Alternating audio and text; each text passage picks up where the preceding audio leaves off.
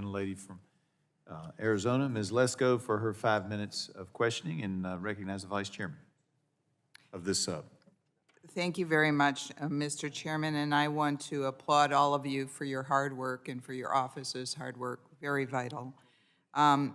Ms. Donaldson, your March 13th, 2023 report stated that the DOE Office of Science failed to adequately audit at least $56 million in grants. You wrote that the DOE Office of Grants and Cooperative Agreements within the Office of Science told your office that because of contract specialists' high workloads, they focus on issuing awards and do not have adequate resources to verify where the grantee is compliant with audit requirements. I understand that to mean that the DOE focuses on getting money out the door and not on whether recipients are complying with oversight requirements. Ms. Donaldson, is that a fair interpretation? Well, I'll say this about the volume of anything that gets audited, be it a grant, cooperative agreements. Can you pull your mic closer? Oh, I sure can, thank you. Yeah, my comment about what volume of dollars get audited is there is no federal agency that's ever at 100%. So and it wouldn't be efficient to be at 100%. So what that report was about is looking at whether or not in a particular area, the percentage was high enough, to be protecting the resource. In the opinion of my audit team, it was not. Thank you.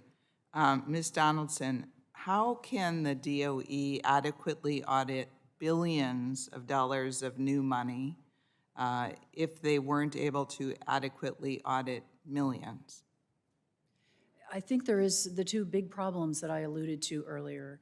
There has to be an adequate reservation of oversight dollars because the Department of Energy also conducts audits. I don't conduct 100% of the audits, so they are the front line of defense. So they need adequate resources, and then of course the Office of the Inspector General needs adequate resources. And you will never achieve 100%, but you want to achieve in any particular program a high enough number to where you have some confidence that those funds are safe.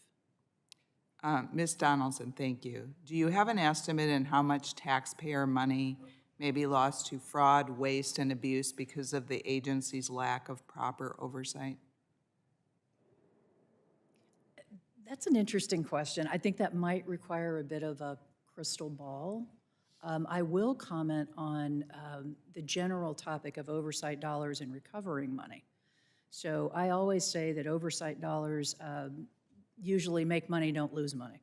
So for example, the work of the offices of inspectors general, much of what we do can't be monetized. We put people in jail, there's deterrence, we correct standards. A lot of what we do you can't put a number on. When we do put a number on things that we can put a number on, most offices of inspector general recover more money than we cost. So we are not a cost center, we're the opposite of that.